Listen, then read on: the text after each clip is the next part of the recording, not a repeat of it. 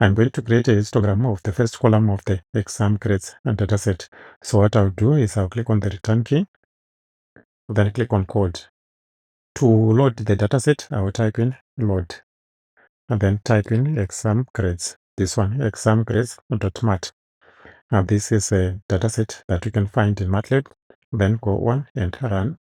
And just to check, we can look at our workspace and we see that there is grades here, which is 120 rows and 5 columns. So 120 observations and 5 variables.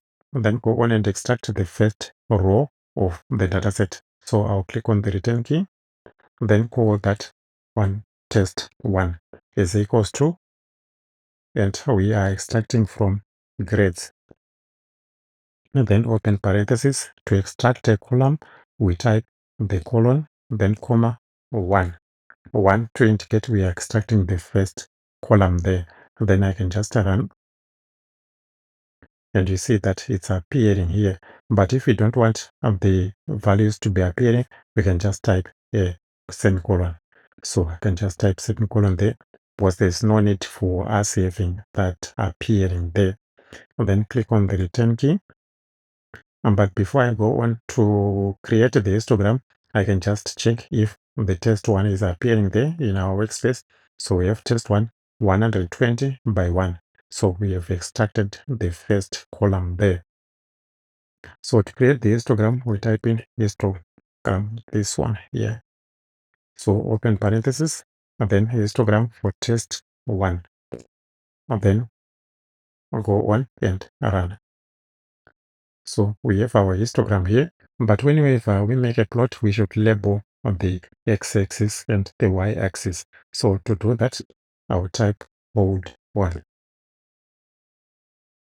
on to indicating I'm adding further things to the graph. So we are adding an x label. So it's x label. Then open parenthesis. We put in the name of the x label. So it's a open quotes. Then it's grades. Grades, which are as a percentage. So for the grades, it's a percentage there, and then close the parenthesis for grades percentage, and then go on and click on the return key, and then type in the y label. So for the y label, I then go on and open parenthesis, open quote, and we are typing in the label there. We put the frequency. So the frequency there, and then click on the return key, and then go on and type in hold off. Hold off to indicate I've ended adding additional information to the graph. Then go on and run so that the information is displayed. And we have our histogram there. Here's an X label and a Y label. So always make sure that you put the labels on your graph. Thank you.